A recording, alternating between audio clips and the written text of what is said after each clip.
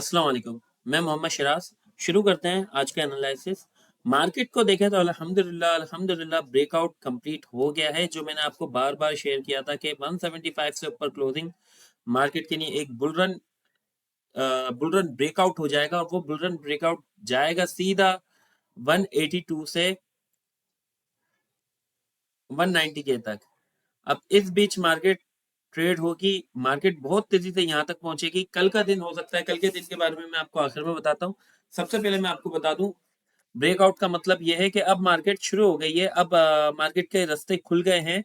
जो एक psychological barrier था वो ब्रेक हो चुका है। अब मार्केट का रास्ता है यहाँ से सीधा 182 से तकरीबन 187 और 191 तक। और हो सकता है अगर मोमेंटम के ऊपर है, ये बुल रन चल रहा होगा, वैसे वैसे मैं शेयर करता रहूंगा। मोमेंटम के ऊपर है कि हो सकता है मार्केट 2,10,000 तक भी पहुंच जाए। लेकिन अभी फिलहाल हमारा हमारा जो टारगेट होगा वो मार्केट का टॉप है। और मार्केट का टॉप 190 के है, 189 है।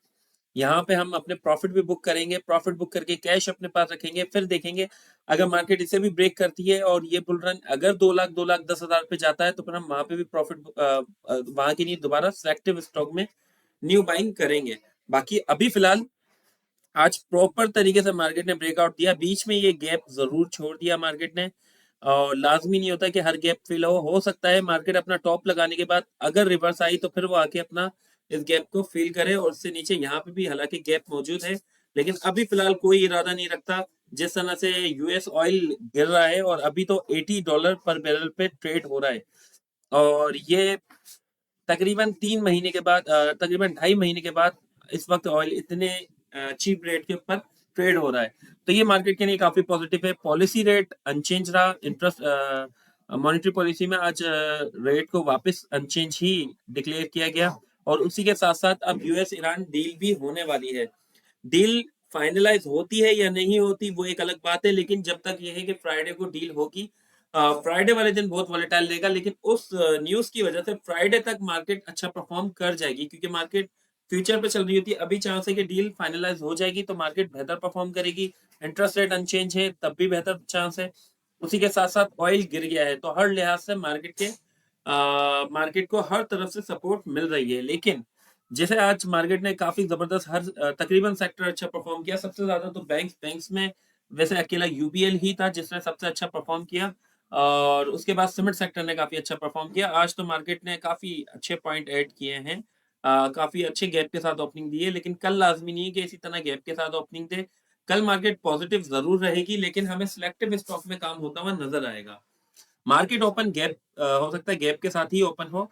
और उस टाइम पे जो हमारे शॉर्ट टर्म की जो हमने ट्रेड आज ली है मार्केट एंड पे, उन्हें हम प्रॉफिट बुक करेंगे और सिलेक्टिव स्टॉक्स में हम कंटिन्यू करेंगे अपनी ट्रेड। तो अब हम चलते हैं इसके बाद यूएस ऑयल की तरफ नजर डाल देते हैं। यूएस ऑयल इस वक्त अपनी सपोर्ट ब्रेक कर चुका है और ये इसकी एक ट्रेंड चेंजिंग सपोर्ट थी जो ब्रेक हो चुकी है। अब ये इससे नीचे ट्रेड कर रहा है। नीचे तो फिलहाल ये सपोर्ट है, या तो यहाँ पे हल्का फुल्का रेंज बाउंड हो जाएगा या फिर इससे नीचे आ जाएगा। इससे नीचे 70 की सपोर्ट ब्रेक कर दी तो फिर यूएस ऑयल वापस अपनी उसी रेंज 58 से 60 के दरमियान ट्रेड होता रहेगा। 55 टू 60 के दरमियान ट्रेड होता रहेगा। लेकिन ये वाला लेवल यहाँ से लेके ये तकरीबन 77 से लेके 83 तक का जो लेवल है, ये थोड़ा सा ऐसा लेवल है जहाँ पे फंस सकता है ऑयल। और अगर यहाँ से नीचे आ गया एक ही दफा में तो फिर अपनी ये सपोर्ट ब्रेक कर दी तो काफी बेहतर है। लेकिन यहाँ पे फंस क्यों सकता है, क्योंकि काफी मुल्कों के रिजर्व खत्म हो गए हैं ऑयल के। ऑयल का रेट गिर रहा है तो जाहिर सी बात है वो अपने रिजर्व वापस अपने अपने रिजर्व जमा करेंगे क्रूड ऑयल के। और क्रूड ऑयल में बाइंग होगी जिसकी वजह से थोड़ी बहुत इसमें हो सकता है रेट फंस के चल सकते हैं। यहाँ पे इस यानी कि साइडवेज हो सकता है।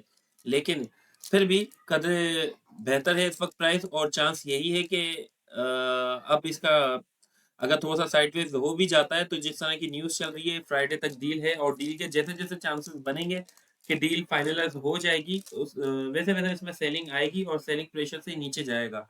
और अपनी 70 की सपोर्ट ब्रेक करने के बाद फिर तो ये वापस वही यानी कि फिर इसकी अब बेसिक वैल्यू नहीं रहेगी। यानी कि क्रूड ऑयल से इतना कोई खास इम्पैक्ट नहीं पड़ता मार्केट को, नेचुरल मार्केट को। लेकिन अभी यूएस ईरान की वजह से क्रूड ऑयल के रेट के ऊपर इम्पैक्ट आ रहा है। और अभी सीजनैलिटी ऐसी चल रही है कि क्रूड ऑयल कितने पे ट्रेड कर रहा है वो देख के उस हिसाब से ही फिर मार्केट भी परफॉर्म करती है। क्रूड ऑयल नेगेटिव तो मार्केट पॉजिटिव। उसके बाद आ जाते हैं एमएलसीएफ पे। एमएलसीएफ ने आज काफी बेहतर क्लोजिंग दी है। और अगर देखा जाए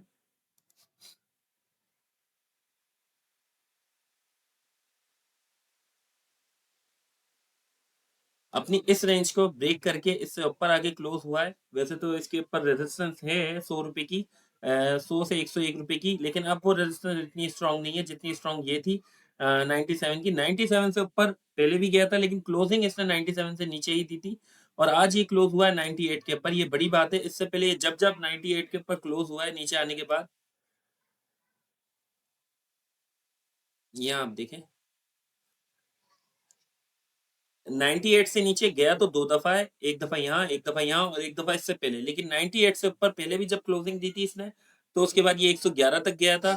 फिर उसके बाद जब दोबारा 98 से ऊपर क्लोजिंग दी थी तो फिर ये तो 131 पे गया था। और अब दोबारा 98 से ऊपर क्लोजिंग दी है। करीब के तो टारगेट ही तकरीबन 108 110 के हैं। 108 110 का लेवल ब्रेक करने के बाद ये वापस अपने हाई की तरफ जाएगा। और हाई है इसके 130 131। और हो सकता है ये हमारा पोजिशनल पुराना टारगेट जब मार्केट नेचुरल थी उस वक्त जो टारगेट था हमारा 145 का वो अचीव कर जाए। 145 का इसका प्रीवियस हाई है। और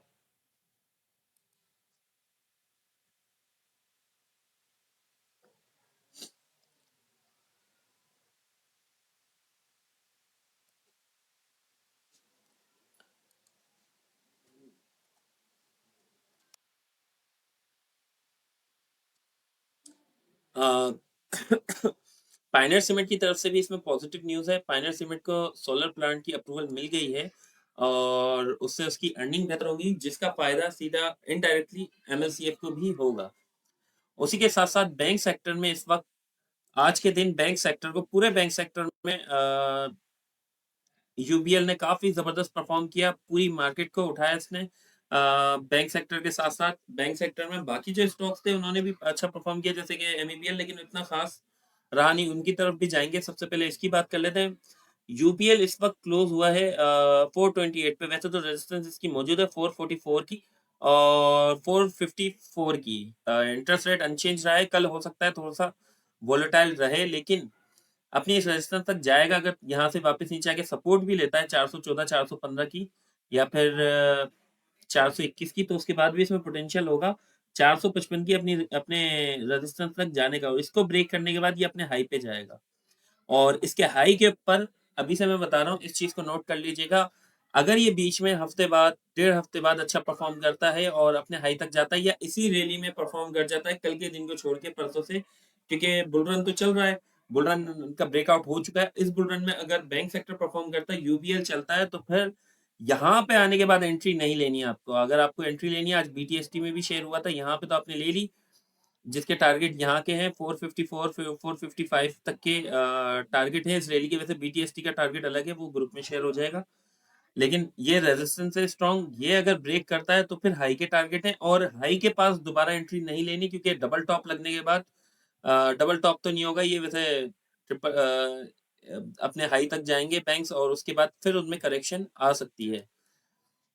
एमईबीएल वैसे मेरा फेवरेट है और एचबीएल से ज़्यादा मैंने इसको रिकमेंड किया था प्रीवियस दिनों में। तकरीबन 488 से लेके तकरीबन 463 तक मैंने इसे बार बार रिकमेंड किया था। और इसकी काफ़ी अच्छे टारगेट हैं, काफ़ी हाई टारगेट हैं।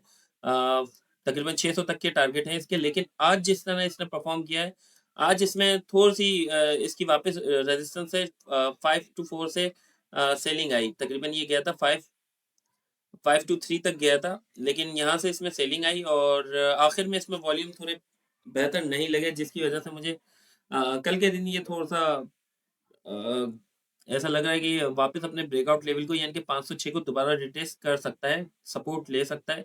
सपोर्ट को अगर ब्रेक करता है तो फिर ये वापस नीचे जाएगा 484 पे।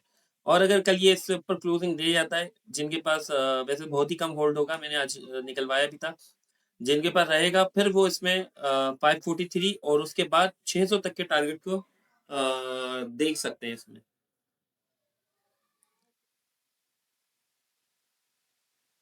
पेमेंट काफी जबरदस्त परफॉर्म कर रहे हैं उसके अंदर। जो आज सीमेंट में सबसे बेहतरीन जो स्टॉक चला वो लक था, जो सीमेंट का देखा जाए तो सीमेंट सेक्टर में इस वक़्त सबसे हेवीवेट स्टॉक है और लक ने काफ़ी ज़बरदस्त परफ़ॉर्म किया। अपनी जो ये रेंज थी इसकी, इस रेंज का ब्रेकआउट दिया, बीच में गैप तो छोड़ दिया है लक ने, लेकिन लाज़मी नहीं होता हर गैप फ़िल हो और अभी फ़िलहाल फ़ील तो होगा ही आगे जाके। यानी इस रैली के एंड के बाद जब इसमें वापस करेक्शन आएगी तो हो सकता है वापस आके गैप फ़िल हो जाए। लेकिन अब इसमें पोटेंशियल है वापस 480, 482 और 480, 482 का और उसके बाद 492 का और 492 को ब्रेक कर जाएगा तो ये वापस अपने हाई तक पहुँच जाएगा तकरीबन 500, 505 पे। लास्ट टाइम इसने अपना ब्रेकआउट दिया था 505 का, लेकिन 505 के ब्रेकआउट देने के बाद फिर उसके बाद फ़रवरी के बाद से फिर वो मार्केट में करेक्शन स्टार्ट हो गई थी।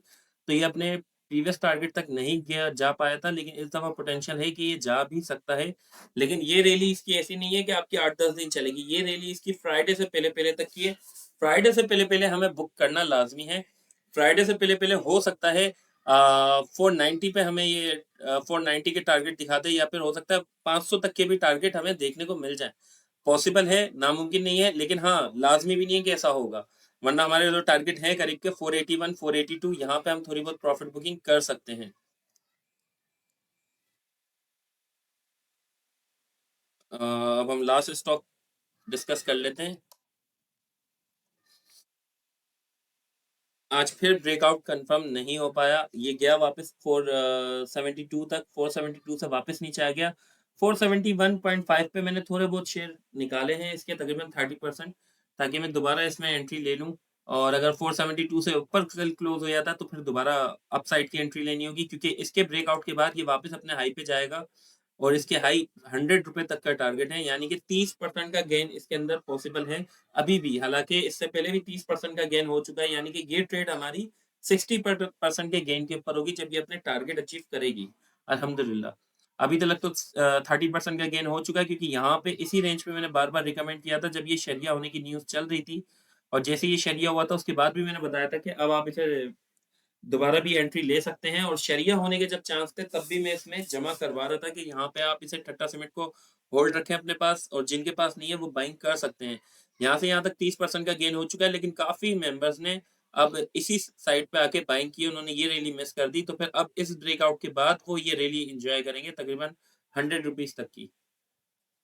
आज की हम अपनी वीडियो यहीं यहीं खत्म करते हैं। आज हमने काफ़ी सारे स्टॉक्स डिस्कस कर लिए। मार्केट में बुल रन स्टार्ट हो गया है इंशाल्लाह।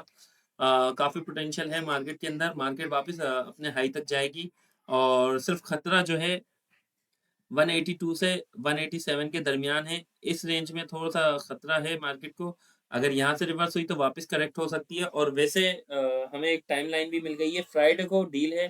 फ्राइडे को अगर कुछ इस तरह के मामलात हुए, कोई नेगेटिव इम्पैक्ट आया मार्केट पे तो फिर मंडे वाले दिन हमें दोबारा गिरावट देखने को मिलेगी और हो सकता है फ्राइडे से पहले-पहले हम काफ़ी स्टॉक बुक कर लें अपने पास, फ्री कैश रखेंगे लेकिन लाज़मी नहीं है, हो सकता है फ्राइडे के बाद अगर हालात बेहतर रहे इस हाई पे, तो मार्केट अच्छी रैली दे जाए। मार्केट के ग्राफ काफ़ी ज़बरदस्त हैं और अगर देखा जाए फंडामेंटली मार्केट काफ़ी अट्रैक्टिव है, अभी भी इन रेट्स पे भी। 2000 आज इस साल की जो रैली मिस हुई है हमारी यूएस ईरान कॉन्फ्लिक्ट की वजह से, वो रैली अब हम आने वाले 3 से 4 महीने बाद एन्जॉय करेंगे और एक बड़ी रैली आएगी। इस दफ़ा का तो बुल रन टारगेट इस दफ़ा का तो बुल रन यही है, छोटा-सा बुल रन है, ज़्यादा बुल रन नहीं है, यानी कि 15-20 हज़ार पॉइंट का है, जिसमें से 5000 4000 पॉइंट तो वैसे ही आ चुके हैं। अब तकरीबन 16 से 17000 पॉइंट की दूरी है। छोटा बुल रन छोटा यानी कि देखा जाए तो टारगेट है मार्केट का। लेकिन इसके बाद वाली जो रैली होगी एक दफ़ा प्रॉफ़िट बुक करने के बाद अब हम जब दोबारा री-एंट्री लेंगे, पहले तो कुछ टाइम सिलेक्टिव स्टॉक में काम करेंगे। फिर उसके बाद जब दोबारा एंट्री लेंगे तो फिर बड़े टारगेट के साथ एंट्री लेंगे, बड़ी रैली को एन्जॉय करेंगे इंशाल्लाह। और आने वाले टाइम पे चांस काफ़ी ज़्यादा हैं पाकिस्तान की जिस तरह से इस वॉर के अंदर भी पाकिस्तान की अ, हमारे मुल्क की जो मैनेजमेंट है, अगर देखा जाए तो फ़ॉरेन पॉलिसी हमारी ज़बरदस्त रही है, जिसकी वजह से हमें फ़ायदा होगा आने वाले टाइम पे और एक बड़ी रैली हमें देखने को मिलेगी स्टॉक एक्सचेंज में। तकरीबन मुझे लग रहा है 2030 तक मार्केट काफ़ी अच्छा परफ़ॉर्म करेगी।